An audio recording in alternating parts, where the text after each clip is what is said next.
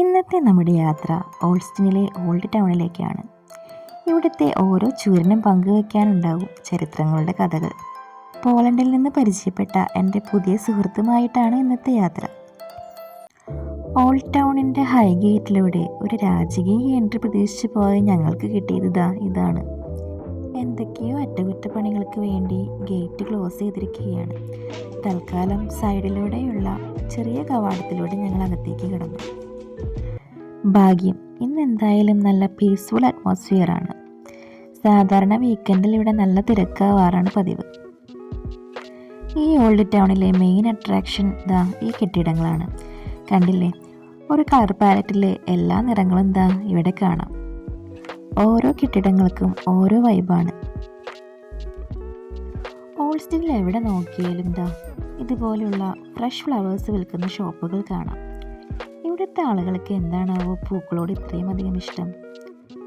അതിന് ഇപ്പോൾ ആഘോഷമുണ്ടായാലും ഇല്ലെങ്കിലും ഓരോരുത്തരുടെ കയ്യിലും കാണാം ഒരു ഫ്രഷ് ഫ്ലവർ ബുക്കെ. നമ്മുടെ നാട്ടിലെ ആളുകൾ പച്ചക്കറി വാങ്ങുന്ന പോലെയാണ് ഇവിടുത്തെ ആളുകൾ ഫ്രഷ് ഫ്ലവേഴ്സ് വാങ്ങുന്നത്. ഓൾഡ് ടൗണിൻ്റെ ഒരറ്റത്താണ് മനോഹരമായ ഈ ലേക്ക് ഒഴുകുന്നത്. നഗരത്തിൻ്റെ ബഹളങ്ങളിൽ നിന്നെല്ലാം മാറി ഒന്ന് റിലാക്സ് ചെയ്തിരിക്കാൻ കൊതിക്കുന്നവർ ഇവിടെയാണ് വൈകുന്നേരങ്ങളിൽ ചിലവഴിക്കാറുള്ളത്. വൈകുന്നേരമായതുകൊണ്ട് ആകാശം മുഴുവൻ പക്ഷികളെ കൊണ്ട് നിറഞ്ഞിരിക്കുകയാണ്. താഴെ വെള്ളത്തിലാണെങ്കിലോ ഈ തണുപ്പിലും ഒരു കൂസലുമില്ലാതെ നീന്തുന്ന താറാവുകളും. ഞാൻ പലപ്പോഴും ചിന്തിച്ചിട്ടുണ്ട്, ഈ മൃഗങ്ങൾക്കും പക്ഷികൾക്കും ഒന്നും ഇവിടുത്തെ തണുപ്പൊന്നും ഒരു ബാധകമേ അല്ലേ എന്ന്. ചിലപ്പോൾ ദൈവം സൃഷ്ടിച്ചപ്പോൾ തന്നെ ഒരു വിൻ്റർ ആൻഡ് വാട്ടർ പ്രൂഫ് ജാക്കറ്റുമായിട്ടായിരിക്കും വിട്ടിട്ടുണ്ടാവുക. അല്ലാതെ ഇങ്ങനെ വരാൻ വഴിയില്ല. പാർക്കിലൂടെ അങ്ങനെ കാഴ്ചകൾ കണ്ട് നടക്കുമ്പോഴാണ് ദൂരെയായി കുതിരയുടെ എന്ന് തോന്നിപ്പിക്കുന്ന ഒരു ശില്പം കണ്ടത്. അടുത്ത് ചെന്ന് നോക്കിയപ്പോഴാണ് അതിൻ്റെ ചരിത്രം മനസ്സിലായത്. ഓൾസ്റ്റിൻ ഒരുപാട് പാരമ്പര്യങ്ങൾ നിറഞ്ഞ നഗരമാണ്. പണ്ട് കാലത്ത് ഇവരുടെ ജീവിതത്തിൻ്റെ തന്നെ ഒരു ഭാഗമായിരുന്നു കുതിരകൾ. അത്തരം പാരമ്പര്യങ്ങളെ ഓർമ്മിപ്പിക്കുന്ന തരത്തിലാണ് ഇത്തരം ശില്പങ്ങൾ ഇവിടെ സ്ഥാപിച്ചിരിക്കുന്നത്. എന്തായാലും ഈ പാർക്കിനൊരു ആസ്തെറ്റിക് വൈബ് തന്നെയാണ് ഈ ശില്പം ഇവിടെ നൽകുന്നത്. ഓൾഡ് ടൗണിലെ ഫേമസ് ആയ ആംഫി തിയേറ്ററാണ് ഈ കാണുന്നത്. ഇതൊരു ഓപ്പൺ എയർ തിയേറ്ററാണ്. ഏകദേശം 1300 പേർക്ക് വരെ ഇവിടെ ഇരിക്കാം. പണ്ട് കോട്ടയെ ശത്രുക്കളിൽ നിന്ന് രക്ഷിക്കാനായി നിർമ്മിച്ച കുഴിയിലോ കിടങ്ങിലോ ആണ് ഇത് സ്ഥിതി ചെയ്യുന്നത്.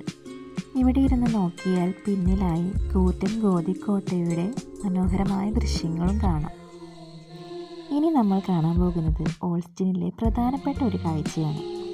ലോകം ഇന്ന് കാണുന്ന രീതിയിൽ പ്രപഞ്ചത്തെ മനസ്സിലാക്കാൻ നമ്മളെ പഠിപ്പിച്ച മഹാനായ ജ്യോതിശാസ്ത്രജ്ഞൻ നിക്കോളാസ് കോപ്പർനിക്കസ്. ആ കാണുന്നതാണ് അദ്ദേഹത്തിൻ്റെ മാന്ത്രിക മൂക്ക്. ഇവിടെ വരുന്ന സഞ്ചാരികളെല്ലാം അദ്ദേഹത്തിൻ്റെ മൂക്കിലൊന്ന് തൊടാറുണ്ട്. അങ്ങനെ ചെയ്താൽ ബുദ്ധിയും ഭാഗ്യവും കൂടുമെന്നാണ് ഇവിടുത്തെ ഒരു വിശ്വാസം. എന്തെങ്കിലും ആകട്ടെ, ഞങ്ങളും ഒന്ന് തൊട്ടു. ഇനി ചിലപ്പോൾ ബുദ്ധി കുറച്ചുകൂടി കൂടിയാലോ. അങ്ങനെ ചരിത്രമുറങ്ങുന്ന കെട്ടിടങ്ങളും ദേവാലയങ്ങളും ഒക്കെ കണ്ട് ഓൾഡ് ടൗണിൽ തന്നെയുള്ള റോസ്മാനിൽ കയറി ചെറിയൊരു ഷോപ്പിങ്ങും നടത്തി ഞങ്ങൾ പുറത്തിറങ്ങി.